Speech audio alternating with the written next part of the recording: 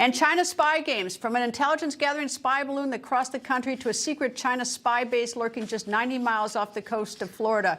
The rise of China is terrifying and potentially dangerous, and this is festering in our plain sight.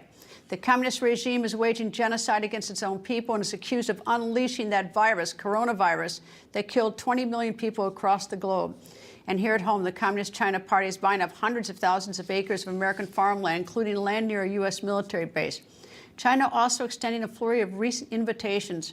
Recent guests include Palestinian leader Mahmoud Abbas and business magnate billionaire Bill Gates, and today another guest in China for high-level meetings, U.S. Secretary of State Antony Blinken.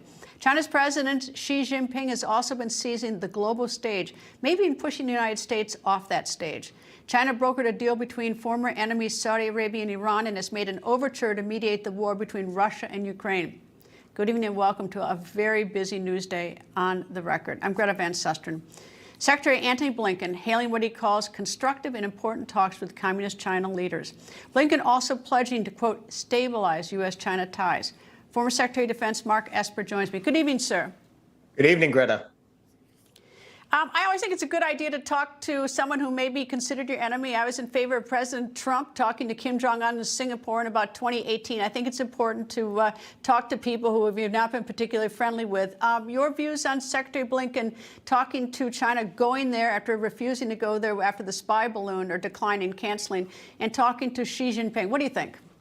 I agree, Greta. I think it's good to talk to your adversaries, your opponents, if you will. The two things I don't like, though, is my concern about the lead up to it. We seem too desperate, too anxious about having this meeting, so much so that I fear that it plays into the Chinese narrative that we are the ones to blame for the tensions. And so we're coming to Beijing to kowtow to make amends. And then, of course, on the backside of this visit, I'm concerned that we will adjust our policies to take the heat, if you will, off of Beijing for their bad behavior, simply to have a good relationship, if you will. Look, we all know it's Beijing, as you outlined in your opening, that has done all these bad things, going all the way back to COVID, of course, but recently the spy balloons, the police stations in our countries, the Confucius Institutes, the espionage, the IP theft. It goes on and on and on. And countries around the world, frankly, are concerned about the Chinese Communist Party's rise. So what impact is the fact that the Chinese economy is in a dreadful state, is not recovering from its shutdown and fighting COVID? And how does that play into this in terms of national security issues, in terms of our diplomatic relations and how we talk to China? Well, that's an important point. The Chinese economy is not doing well, certainly not as well as people expected. At the same time, the unemployment rate among young Chinese is over 20%.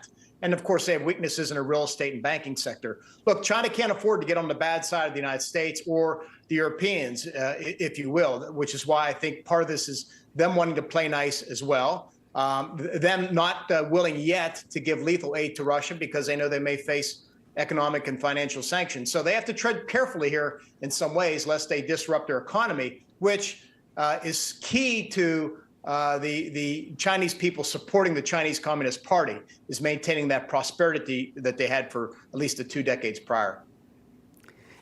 Does China, do we have any secrets from China? I mean, they've got spy balloons, they've got cybersecurity issues. We know, I'm sure they're tracking us. They've got the base in Cuba, and I'm sure that's just sort of the tip of the iceberg. They got TikTok. Are there any really secrets that the United States has from China?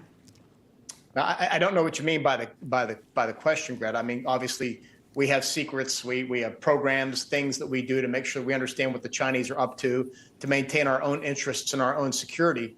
But China is the one that has changed the game since Xi Jinping's coming to power in 2013, 2014, with the militarization of islands in the South China Sea, the continued provocations with our aircraft and our ships, the bullying of countries in the Indo-Pacific. I mean, it goes on and on and on, because clearly they want us out of the Pacific. They said so recently at the Shangri-La dialogue. So we need to be very careful about the Chinese Party's ambitions. I'll tell you the two things that worry me most about China. One, well, first of all, the supply chain, because if they cut us off, then it's toast, especially with, life-saving drugs, heart medication, a lot of things like that. But the other thing is, what scares me is the virus. Virus can be a WMD, and of course, the fentanyl that's bleeding into our country across our south border that originates in China.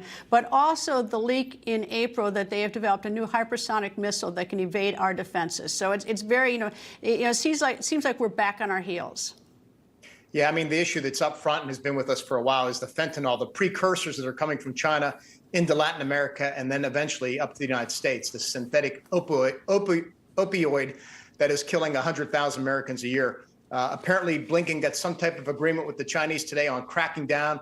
We'll see if they actually do that, live up to their commitments. I'm skeptical, but it should be easy to tell. I mean, this is the country that closed its borders and shut down cities for 1.4 billion people. If they can't control the flow of precursor chemicals for fentanyl into Latin America, then clearly they're not serious about it. But that's an area that I'd like to see market improvement on quickly. All right, well, we asked for things from China. We talked to them, but as a practical matter, do you trust them? Could we ever trust them? Do they keep their word? I don't trust them. I don't think they've been untrustworthy through sequential administrations. If we recall, it was Xi Jinping who promised President Obama in 2015 or so that they wouldn't militarize the South China Sea Islands, and then within a year they did so. Look, they don't keep their promises. Their interest is clear. It's advancing the Chinese Communist Party. It's even more important than their people and their country. And so I don't take them at face value. I think we need to be very skeptical and go back to the old Reagan trust but verify, if you will. Former Secretary of Defense Mark Esper, thank you, sir. Thank you, Greta.